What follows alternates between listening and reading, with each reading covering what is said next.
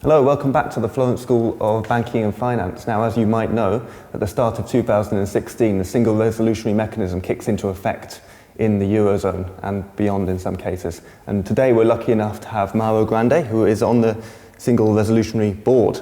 Now, why don't you just very quickly explain what this mechanism is?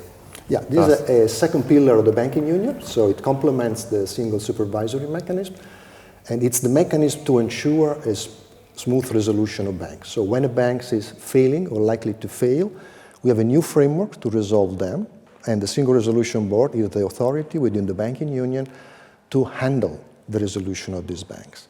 One element of the resolution, of course, is the possibility of using the Single Resolution Fund, which is a fund which applies to the banking union as a whole, which is paid by the industry, and which can be used only after having bailed in certain liabilities of the bank, which is in trouble, up to 8%.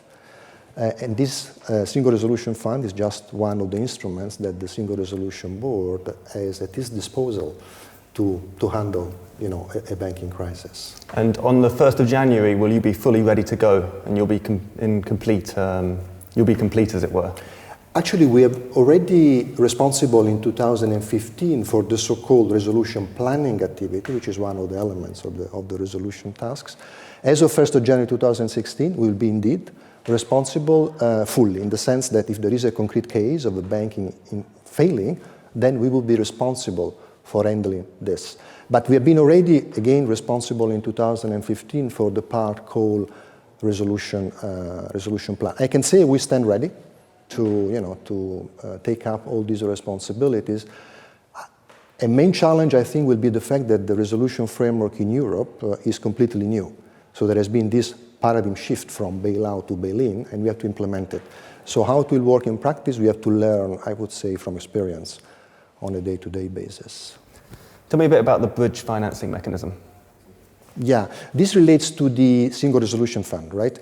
And I think we need to distinguish between, let's say, the transitional phase when the Single Resolution Fund, is supposed to reach its full capability in 8 years. So this 55 billion, euros, from the steady state kind of situation. So in a steady state, there is a commitment on the part of member states to create a so-called financial backstop, so that in the future, if there is a case where the Single Resolution Fund doesn't have enough money to finance resolution cases, then there would be a public backstop.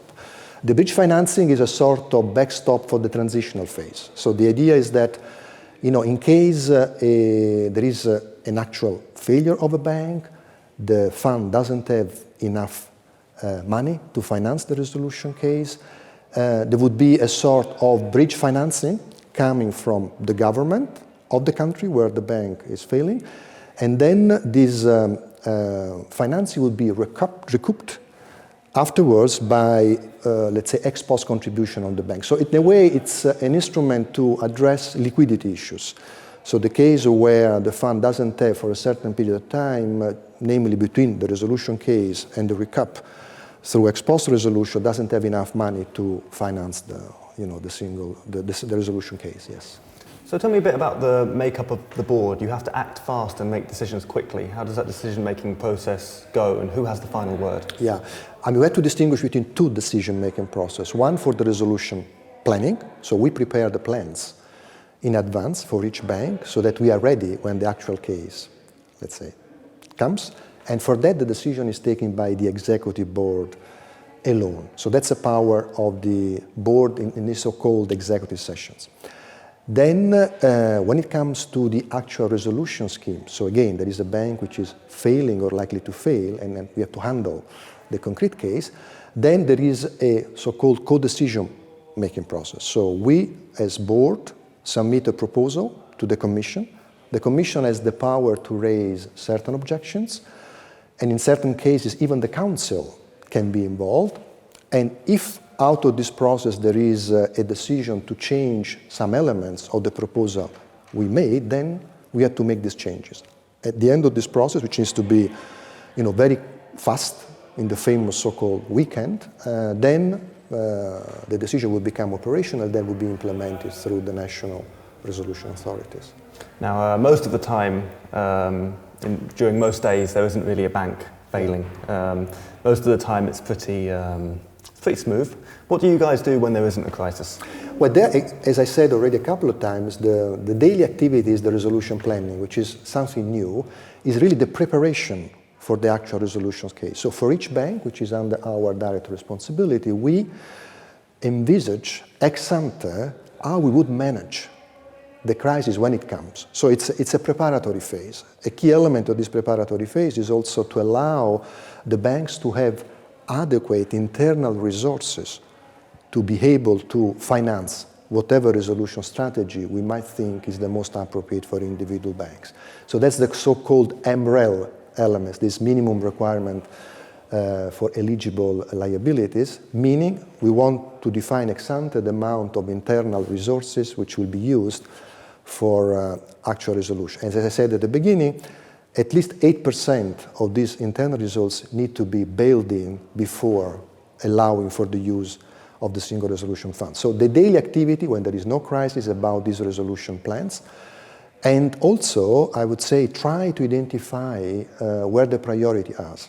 So we need to be always careful about what are the banks which are more likely at a certain moment to fail, so that we can adapt or update our prioritization to the maximum possible extent. How do we do so? Well, primarily we liaise with the ECB as a single supervisor, because they are the ones who know how the risk profile of each individual bank changes over time.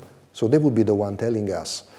And in that sense, we have an understanding with the ECB to get this information. They would tell us, how the risk profile of the banks would change, and so which are the banks on which we should really focus at a certain point in time our attention.